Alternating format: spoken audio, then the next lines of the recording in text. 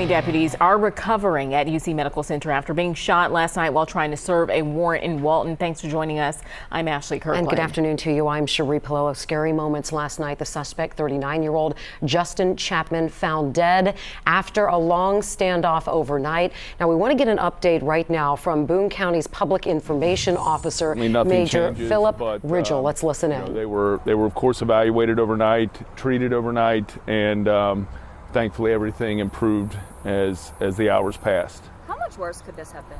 Oh, it could have been horrific. I mean, we're talking about, instead of talking about 2 deputies being discharged, we could be talking about, potentially planning the funerals. And I think that weight carried very heavy with our staff, certainly the families, and I think that the thing that they went through last night was just as meaningful as anyone else. I mean, oftentimes we always talk about the families, but they're not front and center like our deputies are, like our agency is. And so in this case, we are blessed that they were all able to be together last night. The agencies that responded, how are they decompressing today? Yeah, there will be a process that we will, kind of follow when it comes to getting everybody back to even. Everybody's doing okay today, a little tired, as you can imagine. It was a long night. Our criminal investigations division pretty much stayed out all night so that they could get the scene cleared, so that they could get out of the residence here in consideration for them. We just wanted to keep this moving because really rocked this small town of Walton, and certainly nobody expected that to happen overnight. As for the suspect, Justin Chapman, we spoke with neighbors today. They were hinting at possible PTSD. He was quiet, but he had his issues. Do you know of anything about mental health issues with him? No, I can't confirm anything. Certainly, these are all part of the things that we're absolutely going to look into. And so it's a relevant piece to the investigation, and when more information comes out, we'll hopefully be able to speak more on that. Can you talk to us about videos online yesterday from the suspect? Yes, we can confirm the existence of at least one, and again, we're working through those processes with our partners and other law enforcement agencies that work closely with the social media platforms, and we were able to confirm that at least one of those videos that was reported does in fact exist. What was the module used to communicate with Chapman? Was it a ring camera, a phone, a bullhorn? What did you all use? He initially communicated with us, and that's how we verified that he was in the residence when he spoke to our deputies early on in this. And I think one of the things that kind of got lost last night, to deviate from your question, I'll come back to it, is that this thing started at about 9:25. The shots were fired at 10:04. We were there for more than a half an hour, right at about a half an hour. So this wasn't a situation where we arrived, breached the door, and forced our way in, just like that.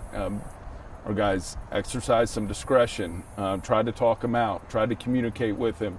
He just was unwilling to do that, and then those next steps took place. As far as the way that we communicate with him, we use a variety of different tools to do that. We've got a bullhorn, we've got an intercom system. Of course, we will try to deploy different mobile devices if we're able to inside the house that we know have a direct line of communication or that will absolutely ring. Other times, if we have their phone number, certainly we'll just pick up the phone and try to call them repeatedly. Those techniques have happened and have worked in the past. So they're proven techniques for our negotiators to use, and they have been effective in the past. Unfortunately, though, last night they just weren't. Can you talk about the process of executing this type of warrant? What went into that? I think a little bit of that got lost in translation last night. Yeah, so one thing to clear up warrants, because I have been asked this question, whether or not the degree or the class, there's no classification of warrants. There's felony warrants, there's misdemeanor warrants, there's hundreds, if not thousands of warrants, in Boone County, active as I stand here right now. Our deputies go through that list, as many would imagine, and work through it, and then go try to serve the warrants. That's part of their job.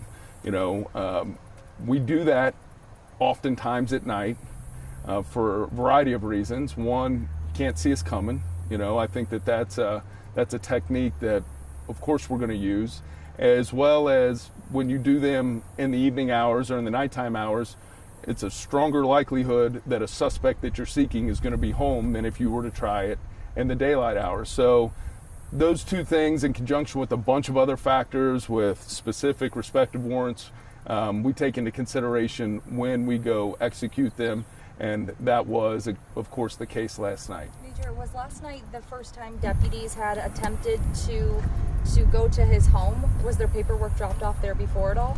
Yeah, the process for this specific type of warrant with a flagrant non-support is a little bit different than not with the service part of it, but with how we get to the warrant part of it. It's not as traditional as somebody who commits a crime and we go sign charges, get a warrant. There's a process through, from what I understand, the courts with respect to child support. So the warrant had been active for quite some time. We had tried it previously and were unsuccessful several months ago, and then tried it again last night, and of course we know what that outcome is. Were you all aware that Chapman was in possession of a gun? No, we didn't have that information readily available to us. It wasn't known to us. Have you guys been called there before? What's that? How did you all deploy the gas? They throw it in the door. Yeah, they're different entry points. Once they're able to kind of gain access to the inside of the house, whether it's an open window or breaching a window or the door was already breached, there's easy and sometimes difficult ways, depending on the circumstance, to deploy that gas. How much gas did you all use last night? It was a handful of canisters. I don't have the exact number, but it was certainly more than one.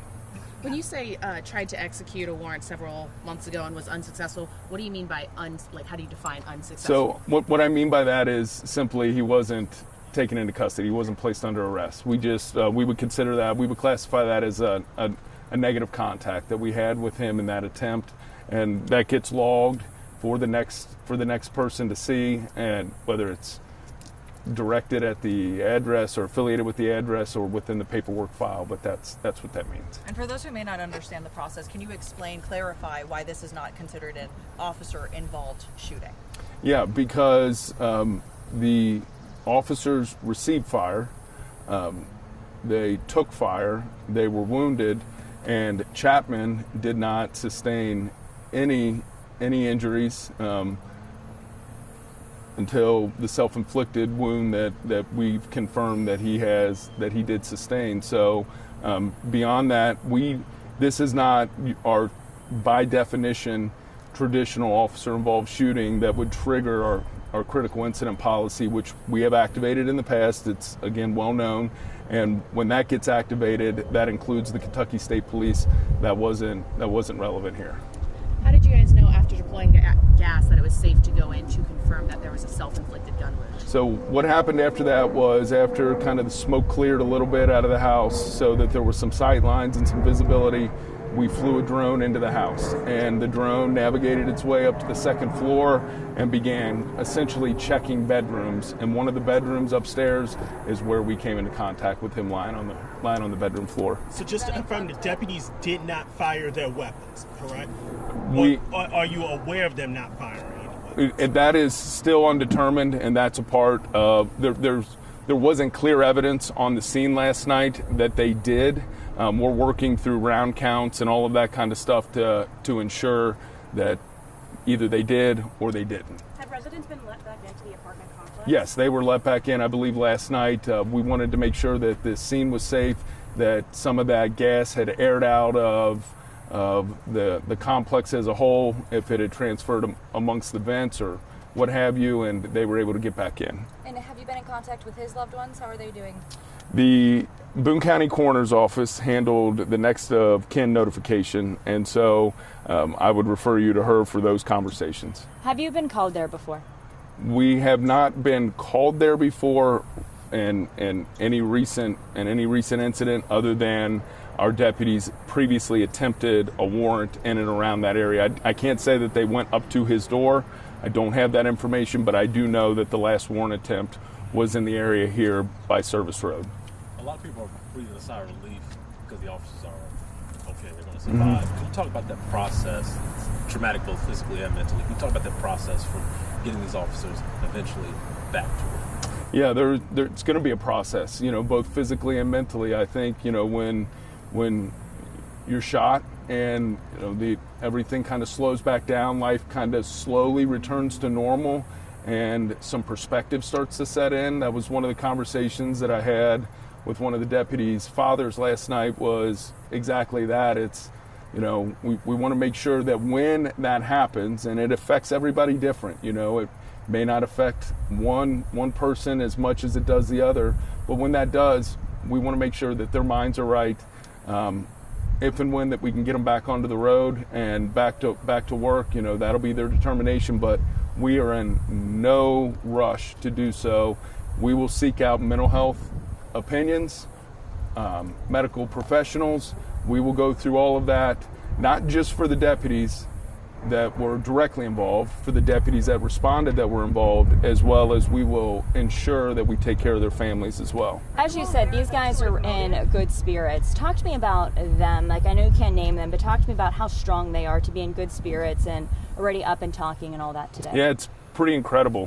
But the support, and some of you guys may have seen it, certainly it was heavily reported, the amount of agencies that responded down here. I can't even count, and I couldn't count accurately, but it was truly astonishing, just truly how many law enforcement agencies showed their support. Many of our deputies who were home came out and covered the road, some of them being SROs, some of them being, guys who don't do that every single day. Everybody stepped up last night, whether it was with our agency or the agencies that surround us, and it was truly an incredible response. Also, across the river, the Cincinnati Police Department was incredible in supporting our deputies and being there for our guys when they arrived at the hospital. So I really want to make a point to thank them as well. Anything else you would like to tell us about the officers or their families, or any ways we can support them? No, I just at this time ask for their privacy. We're going to get them identified in the future, but once they're all discharged and we can ensure that everything on that front is too stable, then we will get information out on them and provide a more in-depth update about their injuries and a little bit more about what transpired regarding them here in the near future. Were their body a motive?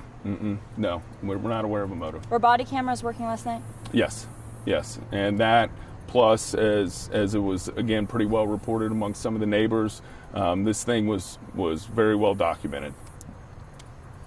Thank you, Major. Anybody else? Thank you, guys. Do you think the bulletproof vest might have saved someone's life yesterday? Yes, absolutely. Not to get into all of the injuries, but without it, we'd be having a different conversation. Could you tell us how long the communication efforts between you all and Chapman was approximately? I don't have those numbers, so I wouldn't want to speculate on that. But again, as I said last night, there is a process by which we follow. Our SWAT team is heavily trained, so too are the negotiators, and we take into all of these different factors about best practices and best approaches. Unfortunately, I can't give you a specific number, but it was part of the overall process by which they executed their operation. Anybody else? Thank you. Thank you, guys. Thank you so much.